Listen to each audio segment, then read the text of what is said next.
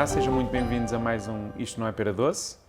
No programa de hoje vamos conversar com a professora Ângela Moraes, professora de Educação Musical no Colégio Atlântico, Seixal, e também de aulas no Estudo em Casa.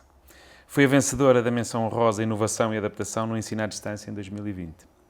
A docente procura constantemente novos métodos para chegar à sala de aula, de uma forma mais prática e ativa, que vai ao encontro dos gostos dos alunos. Procura associar a educação musical a outros assuntos da sociedade inerentes às bandas musicais, como as drogas, a homossexualidade, o bullying e a pobreza. Depois vamos falar um pouco mais. Muito obrigado por ter aceitado o nosso convite. Eu que agradeço a oportunidade. Pela simpatia. O que é que leva alguém que gosta de música, que tem uma banda, que toca numa orquestra, de repente, o que é que lhe passa pela cabeça? Vou ser professora. Foi ao contrário. O ser professora veio até mim. Eu sempre gostei de crianças e queria ser enfermeira. Enfermeira para lidar com crianças recém-nascidas. Entretanto, com o avançar da juventude, um dia vi a banda a passar na rua e pensei, tenho ali até familiares meus, a minha irmã, os meus amigos a tocar, acho que vou tocar saxofone. Mas foi muito rápido o processo. Comecei a aprender. Fui para o conservatório, uma academia de música em Setúbal, com 15 anos. E comecei a ganhar muito gosto pela música, que já tinha de pequenina, gostava de cantar. Com o avançar do secundário e com a minha antipatia, digamos assim, com a matemática e a físico-química, comecei a pensar que poderia ir por outros caminhos. E aos 18 anos, estando eu já no conservatório, já tendo alguma habilitação, surgiu a possibilidade de dar aulas pela primeira vez, com 18 anos, numa escola de música em Lisboa, que se chamava, na altura, Colcheia Falante. E até hoje, e agradeço a oportunidade de vir falar sobre isto hoje, porque faz exatamente agora 25 anos, faz agora 25 anos que pisei a sala de aula pela primeira vez, enquanto professora. E foi logo paixão à primeira vista? Muito medo. Nesse dia eu ouvi os meus passos e ainda ouço hoje, quando estou em silêncio, e a olhar para aquele piano e ter pessoas mais velhas que eu, até. À espera que dissesse alguma coisa. Exatamente, exatamente. Então, eu tinha, para dar aulas àquelas pessoas, tudo aquilo que eu tinha aprendido com os meus professores, na banda, na orquestra, na academia. Muito pouco ainda tinha para lhes ensinar. Tinha alguma da minha, digamos assim, da minha boa vontade. E a experiência? E não tinha pouca experiência, não é? Tinha pouca experiência, mas queria ensinar um pouco e passar um bocadinho da minha paixão. Mas essa paixão pela música não passava, vou fazer parte de uma banda rock? Ou... Toquei numa banda rock. Toquei numa banda rock, nos Alcolémia. Alcolémia? Não sei se mereço. É uma música que por acaso até ficou no ouvido de muita gente. Eu acho que não é estranho, mas não ainda sei. Fiz um verão. Mas cantava? Não, tocava saxofone. Saxofone. Sim, Okay. Também na mesma altura, na mesma idade. Okay. E foi bom, eu acho que estas oportunidades que me foram dando, deu para ir escolhendo o caminho que eu queria seguir. Na música, mas na... Exatamente. No ensino. Estando a acabar o 12º ano, estando a experimentar dar aulas, estando a tocar numa banda rock, eu percebi que eu não queria ser uma música de banda rock, porque eu não queria tocar todas as noites e chegar a casa às 6 da manhã. Gostei da experiência, mas não era aquilo que eu queria, e eu agradeço imenso eles terem-me dado essa possibilidade. Dar aulas foi espetacular, porque estava a terminar o 12º ano e pensei, eu quero trabalhar com crianças, eu quero me especializar em educação musical. E aí concorri para a Escola Superior de Educação de Setúbal, onde eu aprendi tudo aquilo que sei. E aí onde eu ganhei todas as ferramentas com o meu professor, querido professor José Carlos Godinho, quem para mim é um mestre. E diga uma coisa, como é que foi depois a entrada na escola pública? A entrada na escola pública. Foi traumática? Eu sempre fui uma... Passou por aquela fase, que isto foi um erro, devia ter ido para uma banda rock, não? Até hoje, nunca pensei que... Eu acho que acertei totalmente na profissão. Eu não me considero uma excelente professora, nada. Eu todos os dias tento aprender alguma coisa com os meus alunos. Mas já, ao menos já ganhou um prémio. Ganhei, excelente, mas também não queria acreditar que tinha ganho. Também não queria acreditar. Eu tento ser todos os dias um bocadinho melhor e muitas vezes vou para casa zangada comigo, porque acho que não dei o meu melhor aos meus alunos. Mas voltando àquela parte, na escola pública, a escola pública, o meu primeiro ano, eu acabei o curso e fiquei logo colocada. Ainda estava naquele tempo, há 20 anos atrás, porque comecei muito cedo a trabalhar, ainda havia colocação de professores. Foi um choque o final do ano, para mim, porque penso que o meu primeiro ano foi muito bom. Eu estava com o sangue na guerra, todo, não é? e a direção acolheu-me bastante bem, todos os colegas com quem eu trabalhava fizeram a agenda de um pequeno relatório, vamos pedir a continuidade da Ângela. Quando eu chego ao final do ano letivo, foi quando me apercebo que tudo aquilo que eu tinha feito, nada era aos olhos do Ministério da Educação, porque era apenas um número. Tive uma avaliação que dizia satisfaz e na secretaria, o que é que me disseram? O satisfaz é igual para todos os professores contratados. Esse foi o meu primeiro banho. Como é que é essa avaliação? Um pequeno relatório da minha parte, a dizer o que é que eu tinha feito. Eu acho que até tinha feito bastante para o meu primeiro ano. Foi um problema do relatório que fez? Devia ter feito um relatório mais extenso? Não, eles disseram que eu até podia ter escrito lá 30 projetos, mas era satisfaz. Era satisfaz. Aquela questão de distribuição das... Sim. Ainda não havia cotas nessa altura. Sim. Estamos a falar há 2 décadas atrás. Sim. Mas era o satisfaz para todos. E no ano seguinte fiquei colocada noutra escola. Pois. Novos professores, novos alunos. Nem nessa altura pensou, vou embora? Não. Vou para a banda, não? Não, também não. Eu tentei sempre ganhar, eu nunca me rescindi ao horário da escola pública. Eu sempre que saía, imagino se eu poderia sair às 2, 3, 4 da tarde, eu sempre fui a uma creche, a um jardim de infância ao lado da minha casa, sempre quis ganhar experiência e também ganhar alguma estabilidade na minha vida, porque sabia que no final de agosto poderia não ficar colocada, então tinha que ter alguma coisa para me agarrar. Sim. E eu nunca quis estar no fundo de desemprego, nunca quis dizer estou um ano sem estar na sala de aula. Um público ou privado eu tinha que estar, mas tive muitos anos na escola pública, tive bastantes. Como é que se motiva um professor, precisamente, cuja continuidade não vai depender do trabalho que realizou, da qualidade desse trabalho, porque não dependia, não é? Como é que se motiva este professor no ano seguinte, que sabe que provavelmente também não vai ficar lá? Não se motiva. Não se motiva. Eu acho que só... Sim, eu penso que só um grande amor pela educação nos faz ser professores. Na atualidade e também... Sim, sempre. Sempre. Nunca pensei desistir de ser professora, mas pensei desistir da escola pública. Consigo imaginar porquê. Sei que destaca 2 escolas por onde passou, nesse período da escola pública. Porquê é que os destaca? Foram os professores que fizeram, os professores da equipa com quem trabalhou? Foi o grupo de alunos que por acaso eram diferentes? Ou as direções também proporcionaram-lhe alguma coisa diferente? Foi um conjunto de várias coisas. Na escola Carlos Gagaté, onde eu passei, conseguia, e ficando alguns anos, porque não ficava, que tinha uma professora que era efetiva e depois essa pessoa pedia destacamento e eu ficava colocada final de outubro, setembro, finais, e consegui, por sorte também, ficar nessa escola alguns anos, sempre com o coração nas mãos a pensar, será que fico, será que não fico? Aí foi, posso destacar vários aspectos. Alunos, com quem eu ainda falo, já são meninos Sim. que estão quase a chegar aos 30, e que alguns ficámos amigos, frequentam a minha casa, com profissões distintas. Uns são dentistas, outros bailarinos, outros de futebol, mas gosto de criar não é nada imposto, cria-se.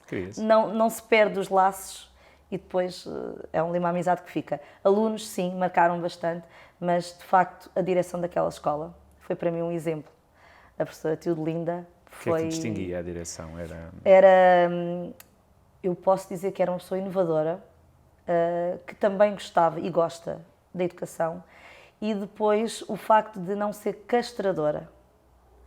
O facto de acreditar que novos projetos podem surgir, coisas que possam sair fora da caixa.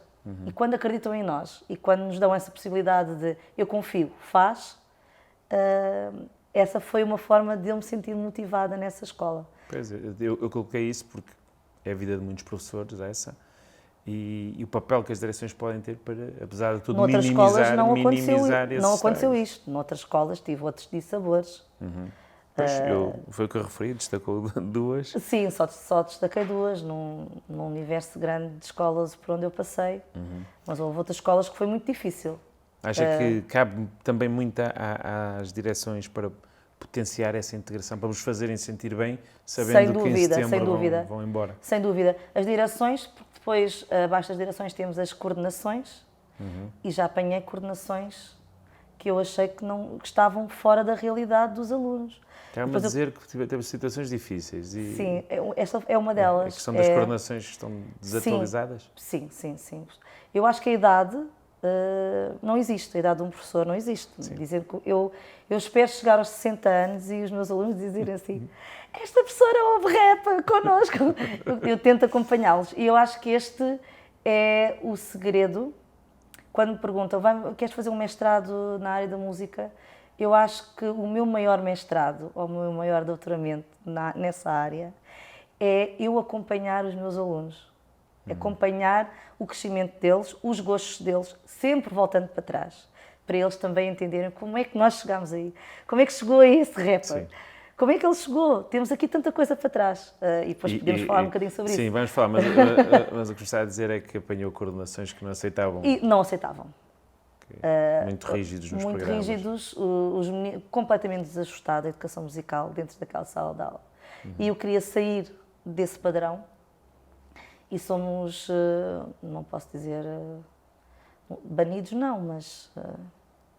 impedidos de fazer... Sim, sai daí que esse feio é meu, quase do género. Peço desculpa aos meus colegas, mas aconteceu. Mas é verdade. Okay. Aconteceu. Só a perceber, nesta itinerância, andava sempre longe de casa ou... Não, consegui estar sempre perto, okay. Dentro do mesmo distrito. E lá está, por isso é que eu nunca larguei a creche e o jardim, porque se tivesse a infelicidade de não ficar colocado na escola pública, teria que ter ali alguma forma. Mas a minha disciplina também é uma disciplina que permite. Sim. Que permite fazer... E compensaria caso fosse colocada... Nunca foi necessário nessa situação. Quando entrava numa nova escola, quando recebia novas turmas, como é que... Ainda pensando um bocadinho como é que as escolas estão a funcionar e funcionavam, como é que era enquadrada com essa turma por parte dos coordenadores, por parte dos responsáveis? Quando era colocada em outubro, que era a maior parte das vezes... quando não era um bocadinho mais tarde, eu tinha que ir à procura dessa informação. Essa informação está no corpo docente daquela turma e as reuniões que são feitas para conhecermos os alunos são feitas na primeira semana de setembro. Sim, mas a maior parte desses professores estão efetivos na escola ou foram colocados em agosto. Eu caía sempre um bocadinho de paraquedas. Tinha que ir à procura. E perguntava aos colegas, eu ia à procura dessa.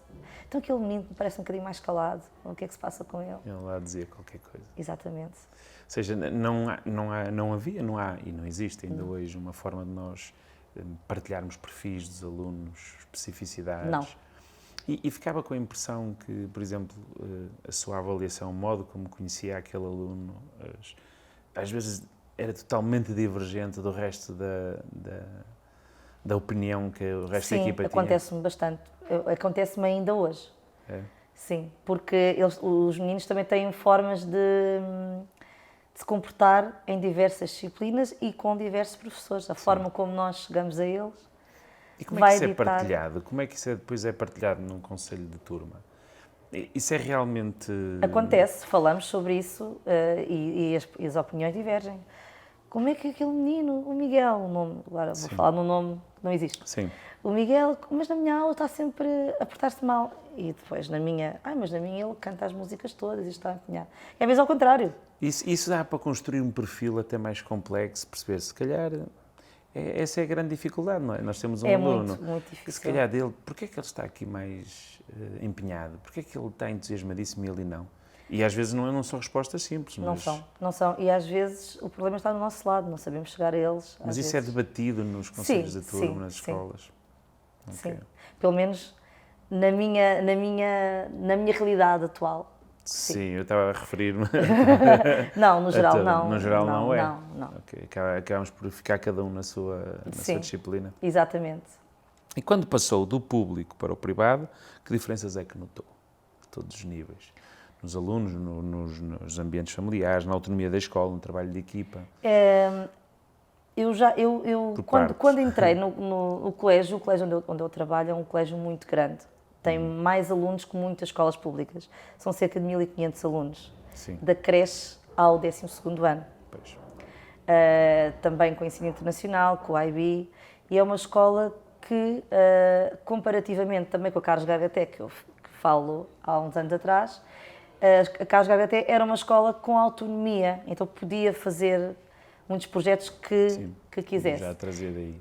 Exatamente. E eu cheguei aqui e era a mesma forma de pensar. O colégio tem autonomia para abrir novas possibilidades aos alunos, com novos projetos fora da caixa, como se costuma dizer. Mas aquela ideia que o colégio privado é dos meninos ricos é uma ideia que não corresponde à minha realidade, àquilo que eu vivo.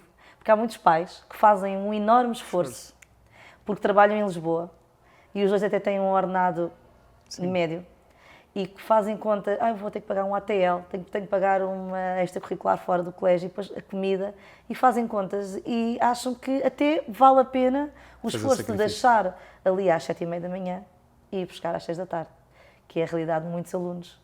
Mas muitas vezes, a maior parte, a culpa não é dos pais. Os meninos têm que estar em algum sítio. O grupo de alunos e o ambiente familiar não é assim elitista como muita gente associa ainda. É óbvio que deve haver colégios elitistas, mas... Sim, porque há apoio financeiro para famílias carenciadas até. Eu acho que há muita vontade dos pais escolherem um ensino de qualidade em muitos pais, em muitas famílias. Claro que sim, temos médicos, advogados, temos, sim. Mas isso também temos na escola pública. Exatamente. E temos meninos com muitas carências, muitas vezes ali também, carências afetivas até. Sim. Nós temos um grupo de alunos que não é igual, não são os meninos dos pais ricos, não. Sim, isso compreendo e concordo que é uma tendência, não é? Cada vez mais. Mas depois, precisamente porque os pais tenham mais posses ou menos posses, estão a procurar aquele tipo de ensino e obviamente a despender mais dinheiro, são mais participativos ou... Pronto, estou a pagar precisamente para também não participar mais? Não, temos pais muito participativos, temos pais mais ou menos e temos aqueles que não participam. E também há gente que paga apenas para, pronto, para não ter menos chatice e correr menos risco, que não vai acompanhar. Sim, eu penso que... Mas temos pais que são uma inspiração. São uma inspiração. Pois já percebi, vamos falar aí de uns projetos, também já entendi. E nos trabalhos de equipa, nesta escola, sentiu diferenças quando mudou? Já percebi que nem tanto assim, porque veio de uma escola que apesar de tudo promovia bastante esse tipo de autonomia e trabalho de equipas, cooperativos, colaborativo. Eu tenho uma equipa, quer dizer, eu faço parte de uma equipa que eu não podia pedir melhor neste momento, não podia pedir melhor. Eu sou a única professora de música do colégio, mas todos os meus colegas trabalham em equipa e envolvem-me como se fossem mais de 10 pessoas de música. Quando temos os nossos espetáculos, eu tenho uma equipa que nada seria sem eles, desde a direção, aos auxiliares, aos professores de outras áreas, tudo. Professor de informática que faz os vídeos, ou a colega que põe o som. Acha que esse é o segredo do trabalho, ter sucesso, de ser reconhecido? Eu acho que esse é o segredo. O trabalho, a cooperação. Sim, trabalho em equipa e não pensar que os outros sabem mais que nós. Podemos aprender todos, uns com os outros. Quanto à educação musical, agora vamos começar a entrar na educação musical. Eu tenho a impressão, e também sei que já falou sobre isso, em muitas escolas, se calhar também lidou com isso, é estranho ver todos os jovens gostam de música, de algum tipo de música. Eu não conheci nenhum, é possível que algum não goste, mas estão sempre a ouvir música. E depois, em muitos sítios, achavam as aulas uma seca, ou são pouco participativos. Eu também falo por minha experiência, eu tive essas aulas. Isso é uma realidade, é verdade. Como é que se explica uma coisa destas? Porque muitas das vezes os programas, nem digo tanto os programas, mas sim, estão desajustados com os gostos dos alunos. E nós temos que ouvir o que é que eles ouvem. O que é que tu gostavas de fazer dentro desta sala, desta educação musical, não é? Muitos pais pensam, ele vai aprender um instrumento, ele vai aprender a tocar piano. Não. Educar para a música, educar a ouvir, educar a sentir a necessidade de entender a importância da música na nossa vida, porque eles dizem, não gosto de educação musical, mas adoro música. Sim, está aqui alguma coisa que está mal. Paradoxo. Exatamente. E eu começo todas as aulas a falar com eles no início do ano. Quando vocês vão ao dentista, vão no elevador, não ouvem uma música? Vão ao supermercado, não ouvem uma música? Sim. Então, quando ouvi o telejornal no início, também é uma música. A música tem uma importância muito grande na nossa vida, porque nos acalma, porque nos deixa felizes, deixa-nos tristes, deixa-nos apreensivos, chama-nos a atenção para alguma coisa que vai acontecer. E eu acho que o segredo é ouvir o que os meninos ouvem, para também perceber porque é que eles ouvem, mas depois para poder chegar a eles, tu ouves isto, agora vamos ouvir aquilo que eu gostava que tu ouvisses. Já viste que a influência desse teu músico preferido vem de trás? Mas traz para as aulas Para as músicas deles, numa primeira abordagem numa ou primeira não? abordagem. Depois Podem não ser aquelas que querem Sim, integrar. mas por exemplo, se eu tenho que dar vou dar um termo técnico, um ostinato rítmico, e eles têm um manual. Eu não dou a música que está no manual. Eu sou capaz de agarrar numa música que eles ouvem para dar aquele determinado conteúdo. E eles, mas não estás a ver este ritmo, estás sempre a repetir. É um ostinato, é sempre igual, sempre igual. E ele, pois é, então agora vamos fazer um igual. Agora faz aí nas tuas pernas. E depois vamos utilizar a voz, que é o nosso primeiro instrumento musical. É um instrumento musical. A minha não. É de certeza. É impossível. É de certeza. E tenho certeza que faria um bom papel num dos meus coros. Tenho a certeza absoluta. Duvido. Mas dentro da integração de estilos e de referências mais próximas dos alunos, não é? Mas depois também utiliza a música como âncora para debate, para trazer os temas, até porque se pensarmos nos jovens, são fascinados depois pelos seus ídolos, pelas histórias deles, e todas as histórias deles têm sempre temáticas interessantes. É uma coisa curiosa na música. Eu acabo por ir buscar muito dos estilos musicais e das bandas que os pais dos alunos ouviram. E não há nada melhor que eu receber um e-mail em casa de um pai a dizer-me assim: professora Ângela, até que enfim que alguém manda um trabalho de casa de jeito. Estou a acabar de ver um concerto dos Queen com o meu filho. Então, porque tinha pedido para fazer uma biografia, então aquele pai achou melhor o menino ver um concerto dos Queen. E foi daí que começaram a surgir os tributos. Os tributos. Sim. Já vamos falar. Tenho ouvido algumas coisas sobre as suas dinâmicas. E sei que tem histórias, dinâmicas que cria nas salas de aula com eles. Quer partilhar alguma, assim, mais... que a marque mais? As dinâmicas é sempre trabalhar para um objetivo. E chamá-los para a realidade da rua que pode estar ao lado do colégio. E a dinâmica muitas vezes é falar até da tua família, como é que é a tua família. Pai trabalha, mãe trabalha, pois, mas aqui ao lado, na escola do lado, há ali um menino que não trabalha. A mãe não trabalha e o pai não trabalha, estão com problemas e o menino não tem pequeno almoço. Então, e que tal se nós, com esta canção, nós conseguíssemos arranjar o pequeno almoço do menino? E eles, depois foi daí que nasceu os concertos solidários. Como é que, quando essa ideia começou a surgir e a falar, quantas pessoas começou a envolver? Eu comecei sempre com muitos Muitos. meninos. Logo Sim. foi todos os miúdos que São começou? todos, E são eles todos. alinharam todos? Não. Ah, Há muitos meninos que não. E eu eu seria dos meninos que não, que eu, a confiança que tenho na voz. Não, mas tenho a certeza absoluta que iria achar imensa piada aos concertos. Eu vou explicar. Nós abrimos inscrições aos meninos para um Forms em casa. E há aqueles meninos que são desafinados. São puramente desafinados. Eu sei. Mas nenhum deles fica de fora. Todos aqueles que querem cantar, eu integro-os no coro. No coro dos nossos grandes concertos.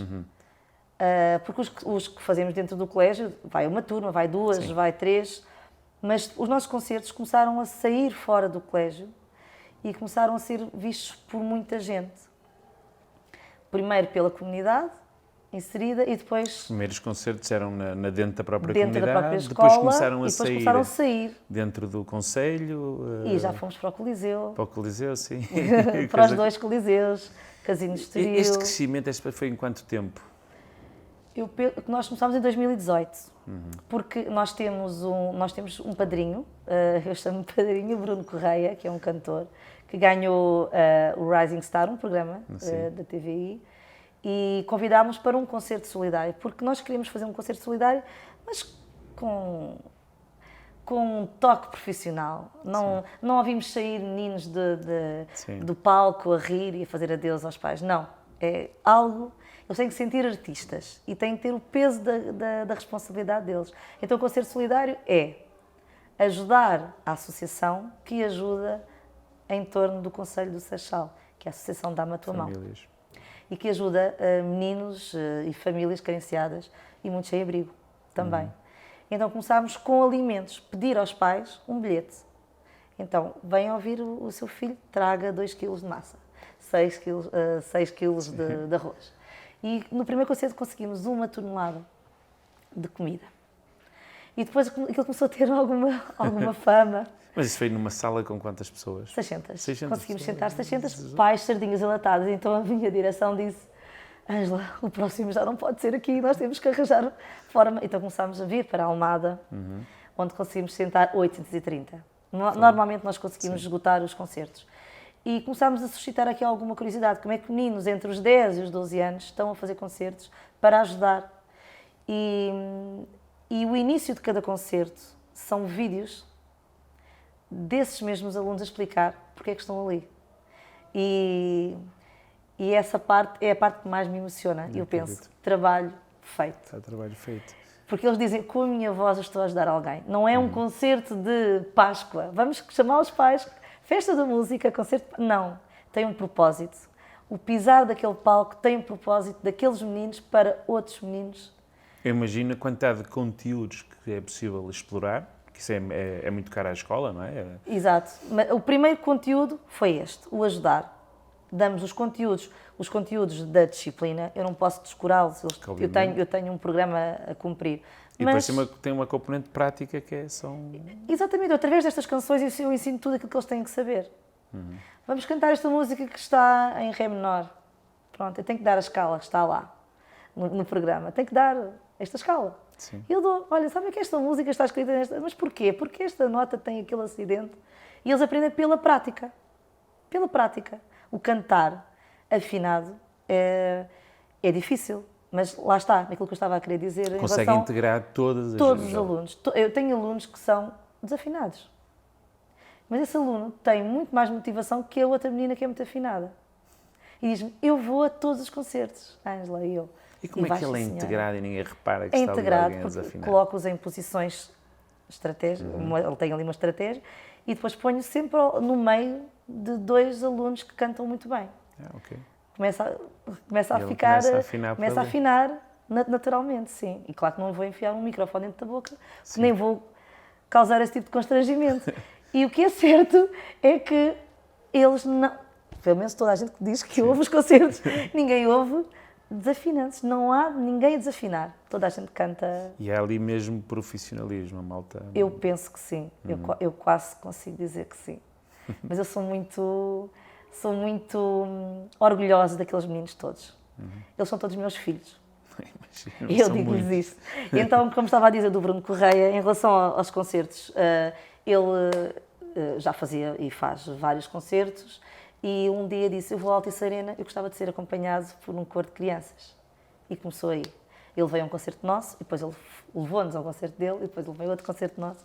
E depois conhecemos outros projetos também através dele. Fomos uma primeira vez, gostaram do nosso coro, e integramos agora a Ópera Spectacular, que é um projeto de canto lírico, de cantores de ópera, e fizeram um tributo a Queen, e em vez de convidarem um coro de Lisboa, convidaram as Vozes do Atlântico. Isso já quer dizer muito. Eu penso que sim, mas então o que eu digo aos meus alunos no início, nunca mais me esqueço, estávamos na boca da entrada estávamos na entrada do palco, foi agora há 2 semanas, no casino, no Coliseu do Porto, e eu olhei para cada um deles e disse, vocês são todos meus filhos, como já referi, eu não gosto que ninguém fale mal de ninguém aqui, ninguém pode falar mal de vocês, só eu é que posso dizer que não estás a portar bem. Por isso vamos aproveitar isto, porque quando vocês tiverem 40 anos, vocês não se vão lembrar de mim, não vão se lembrar do meu nome, mas vão se lembrar que uma professora maluca que nos levou ao Coliseu. Também fomos ao casino, também já fomos ao casino, também com a Ópera Spectacular. E tem sido momentos inesquecíveis. Imagino uma escola que falamos que deve ser ativa, que devemos proporcionar experiências, desafios com os quais eles possam aprender a difícil na educação musical. E o meu grande objetivo e a minha grande... se calhar quando chego ao final do ano e penso, isto até correu bem, é o facto de a educação musical só é obrigatória no nosso país até ao 6º. E depois algumas escolas podem ter oferta para os alunos que quiserem, mas não é obrigatório. Sim.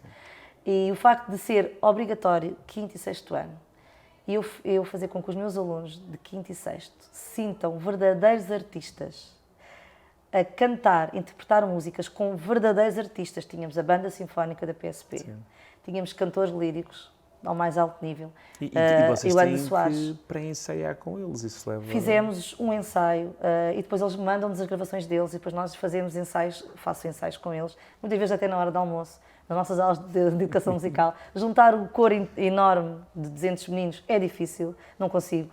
Faço por trechos, não é? Mas com boa vontade acho que se faz tudo. Sim, imagina miúdos do 5º e do 6º ano, as memórias que levam são muito intensas. A disciplina é isto, é educar para a música e eles sentirem que são verdadeiros músicos. Claro que podemos trabalhar a nossa voz, não é? É o nosso instrumento musical e todos juntos em coro, sim, interpretar grandes peças. E isso também vocês envolvem, por isso é que disse há bocado que os pais também conheciam encarregados de educação e inspiradores, vocês envolvem encarregados de educação? Sim. E funcionários? Sim, em todos os nossos concertos convidamos todos os funcionários do colégio e todos os pais a integrarem num coro de adultos. Fazemos 2 ensaios só. E para acompanham o Bruno Correia, ou cantam a solo, mas tem sido a acompanhar este cantor. E eles sentem-se envolvidos. E quando começam a perceber que tipo de projeto é, querem conhecer também a associação. E muitos deles transformaram-se voluntários da associação e muitos deles também com um papel bastante ativo dentro da mesma. E é impressionante. É acha que foi por si ou pela escola que chegou a participação no estudo em casa? Eu, quando digo por si, pelas dinâmicas que têm criado, seguramente lhe deram também alguma projeção, não é? Foi a escola, surgiu um convite. Mas quando esse convite aparece à escola, queriam a professora Ângela ou não? Porque eu era uma mera professora desconhecida. Sim, mas estas dinâmicas já... Mas não, eu acho que não sou conhecida. Não? Não, eu acho que não sou conhecida. Eu acho que sou conhecida dentro do meu meio, dentro do meu colégio. Sim, mas na área da educação não acho bem assim, porque já... Agora sim. Agora sim. Sim, o estudo em casa trouxe ainda mais, mas estas dinâmicas, seguramente, alguém que está do outro lado pensa assim, nós estamos a precisar de professores para... Mas há muita gente que não concorda com estas dinâmicas. É? Sim. E quem é que não concorda com estas dinâmicas? Às vezes até colegas de profissão, sim. Mas porquê que acha que não concordam? Porque eu penso que muitos pensam que se calhar devíamos trabalhar a educação musical mais na área instrumental, que eu concordo que tenha que ser trabalhada, sim, os meninos têm que ter noções, mas tendo eu em conta que só os tenho uma vez por semana uma carga horária de 2 horas que tem sido diminuída ao longo dos tempos, eu tenho que seguir algum caminho para... E também tenho que perceber que tipo de meninos eu tenho à minha frente e se este projeto funciona com eles ou não. Exatamente. Mas como eu disse, eu respeito todos os alunos, mesmo aqueles que dizem eu não me sinto à vontade. Mas depois também tenho aqueles alunos que têm um pavor enorme de estar em público e vão, Começam superam a desenvolver competências de... e superam. E depois os pais dizem, meu Deus, que bom. Quem Porque este projeto iniciou para o 5º e 6º ano, mas depois, o que é que aconteceu há coisa de 2 anos? É que os meninos que vão para o 3º ciclo também queriam continuar, alguns alunos. Então surgiu a possibilidade de abrir mesmo o coro do colégio. Eu tenho esses meninos do 3º ciclo que já não têm a música, no 5º e no 6º, e já tenho alguns alunos pequeninos que querem começar a ser cantores com 6 anos. Então tenho ali uma mistura de idades que é uma delícia. As aulas que eu tenho com ele é uma delícia. 6 anos até aos 15. Tenho ali um grupo de 40 meninos que são a base do coro.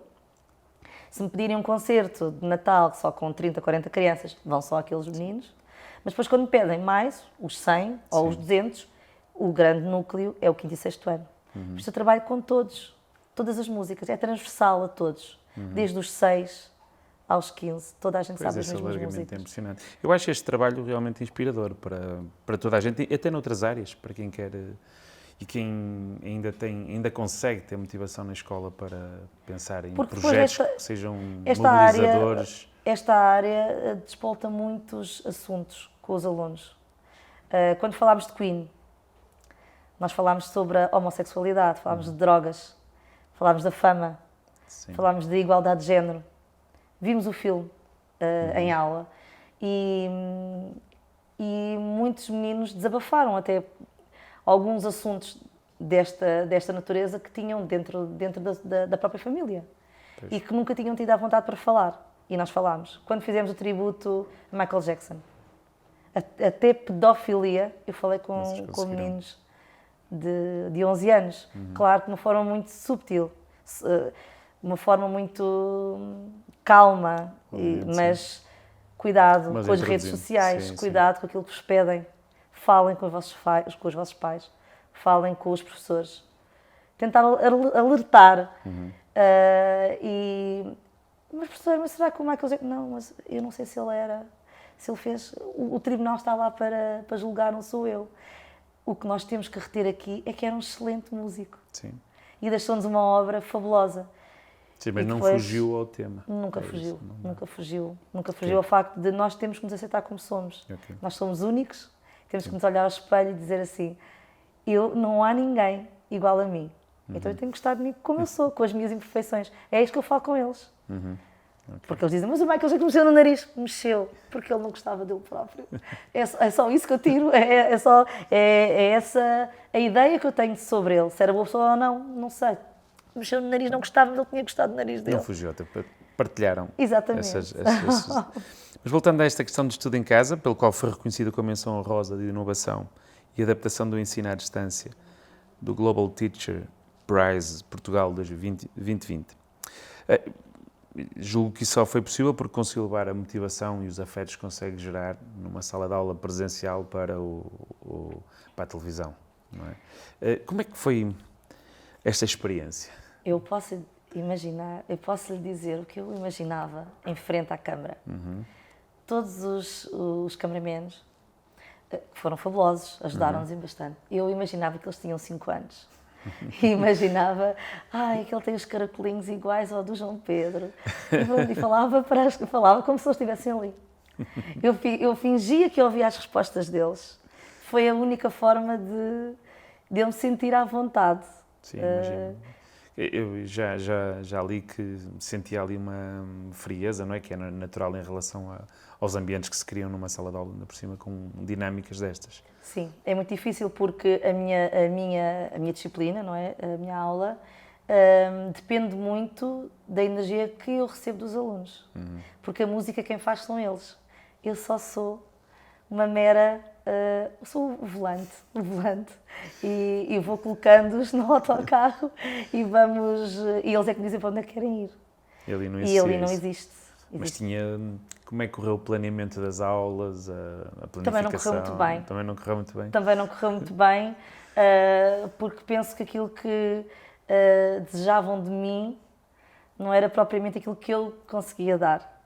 Eu penso que, não desfazendo de toda a coordenação que existe na Direção-Geral da Educação, mas não me revia naquilo que queriam que eu passasse aos alunos. Eu queria passar outra coisa. Mas no final... Mas, sim, mas tive um coordenador que foi fantástico, o professor Saúl, que esteve sempre ao meu lado e que acreditava naquilo que eu queria fazer. Funcionou bem, mas do que vinha de cima, muitas vezes eu não conseguia entender o que era esperado de uma professora de educação musical que tinha que dar uma aula a meninos dos 6 aos 15. E era muito difícil encontrar esse equilíbrio. E acho que o produto final foi bom, mas foi... O prémio acho que diz alguma coisa, não é? Eu penso que sim. Acredita que as ferramentas digitais e de ensino à distância, desde que personalizadas, não é? Que sejam capazes de transmitir até o espírito de algum professor, devem continuar a ser utilizadas no ensino, não digo a tempo inteiro, pode ser só, ou até inclusive dentro da própria sala de aula. Acha que tem potencial isso? Eu penso que sim, porque também desenvolve muita autonomia dos alunos, a busca, mas não completamente. Não completamente. Eu acho que nada substitui um professor. Eu acredito e sei que um livro, de uma forma digital, estamos a melhorar o ambiente e bem precisamos de não quebrar com todas as árvores que estão à nossa volta.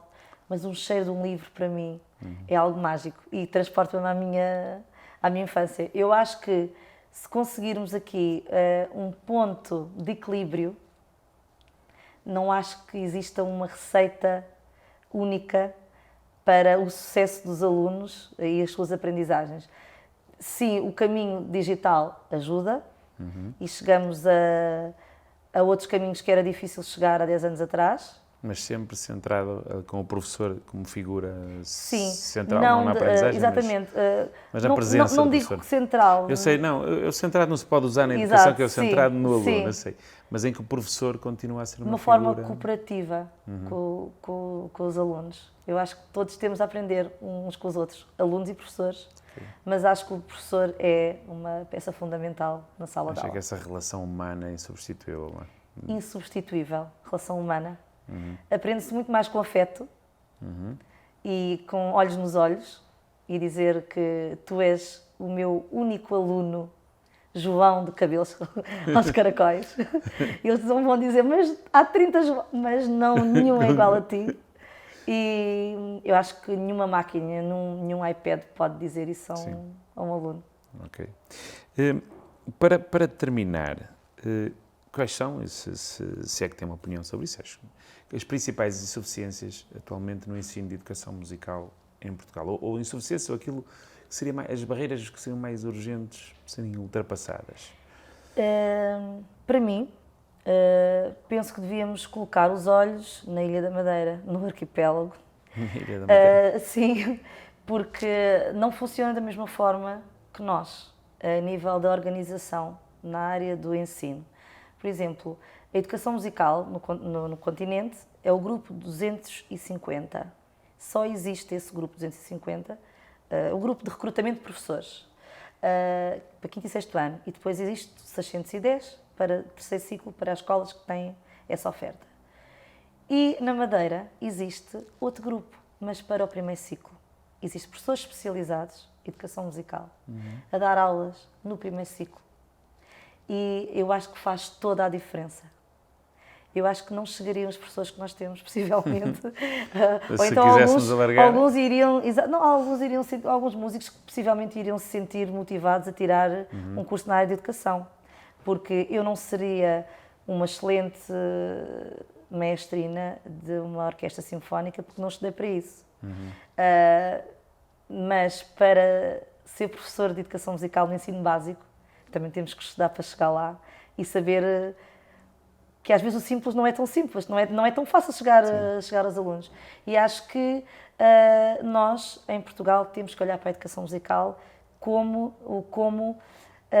quando eu falo de educação musical, há outras áreas que também se descuram, como a expressão, dentro das outras áreas da expressão artística, como também educação física, educação visual.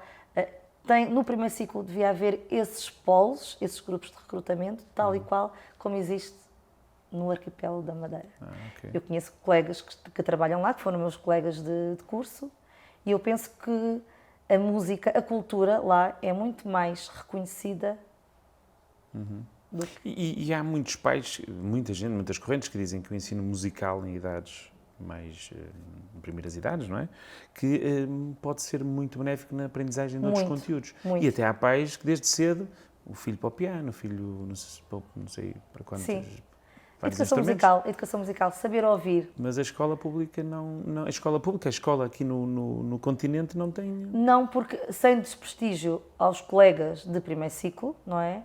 Essa área, não sendo extracurricular, porque está dentro das AECs, as crianças não são obrigadas e é fora do horário escolar. E depois, dentro do currículo, há sim uma área para as expressões artísticas que tem que ser desenvolvida através dos seus professores titulares de turma, não é? Mas, na Madeira, essas áreas artísticas são trabalhadas por professores especializados. E eu acho que isso faz toda a diferença. Acredito. Doutora Ângela, professora Ângela, doutora Ângela. Ângela. Muito obrigado pela sua disponibilidade e por ter partilhado connosco todo esse entusiasmo e muito sucesso para... Muito obrigada pela oportunidade. Muito obrigada e muito sucesso para o programa. Tá, obrigado. Obrigada. Quanto a nós, vemo-nos no próximo programa.